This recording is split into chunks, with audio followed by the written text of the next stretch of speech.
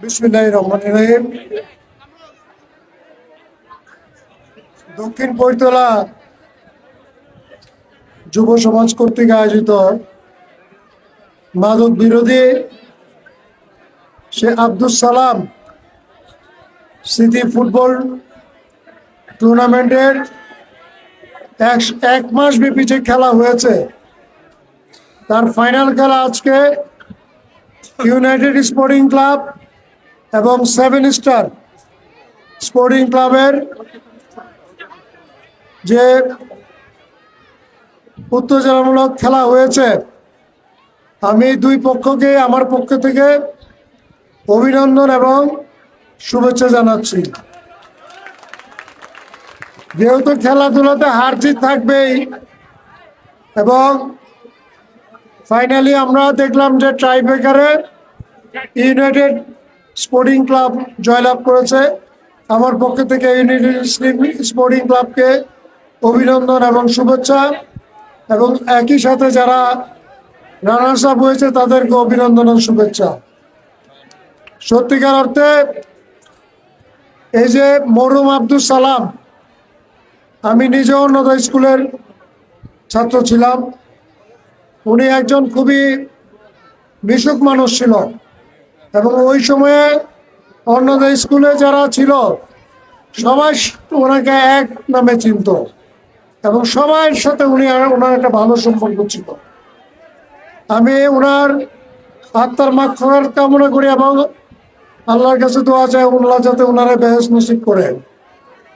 আজকে ওনার স্মৃতিকে ধরে রাখার জন্য আমরা এই দক্ষিণ বৈতলাবাসী যে মাদকের বিরুদ্ধে যে খেলাটি আয়োজন করেছে, সেই জন্য দক্ষিণ বৈতলাবাসীকে এবং এখানে যারা এটা আয়োজন করেছে জিয়াউল সহ আমাদের সিরাজ সহ সবাইকে আমার পক্ষ থেকে ধন্যবাদ জানাচ্ছি।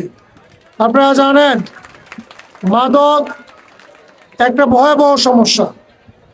আমরা যদি মাদককে নির্মূল করতে না পারি, মাদক আস্তে আস্তে এই সমাজকে ধ্বংস করে ফেলব এবং এই মাদকের বিরুদ্ধে গড়ে তুলতে গেলে আমাদেরকে একতাবদ্ধ হইতে হবে। আমরা যদি সামাজিকভাবে মাদকের বিরুদ্ধে না জাগি, এই মাদক সেবীরা মাদক কারবারিরা কিন্তু অনেক শক্তিশালী। তারা বিভিন্নভাবে বিভিন্ন লোককে ভয় দেখাবে, প্রলোভন দেখাবে, কিন্তু আমরা সকল প্রলোভন সকল ভয়ের ঊর্ধ্বে রেখে এই মাদককে আমরা এই দক্ষিণ বৈতলা থেকে বিতাড়িত করব।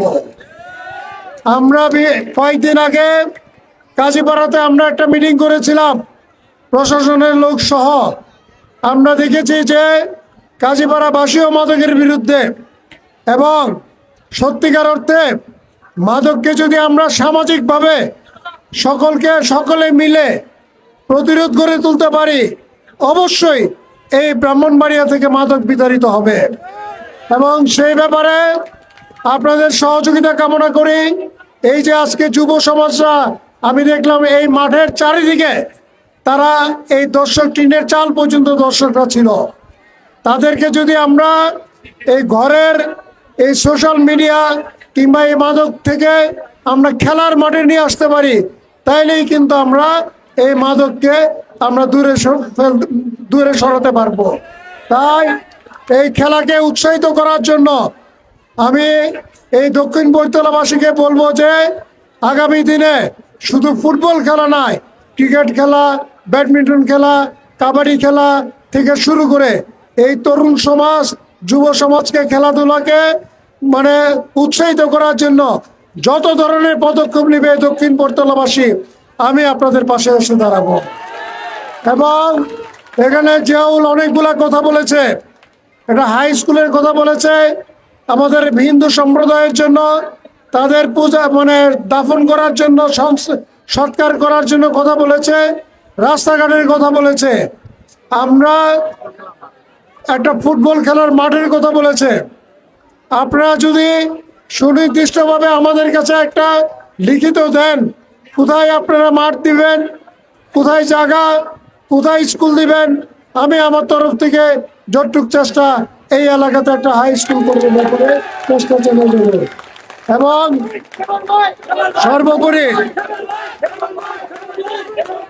সর্বোপরি আমি আবারও বলি যে আপনারা আজকে যেভাবে আজকে এই মাদকের বিরুদ্ধে এই খেলার মাঠে এসেছেন, আগামী দিনে এই মাদক কারবারির বিরুদ্ধে, মাদক সেবীদের বিরুদ্ধে মাঠে থেকে আপনাদের সাথে আমিও থাকবো।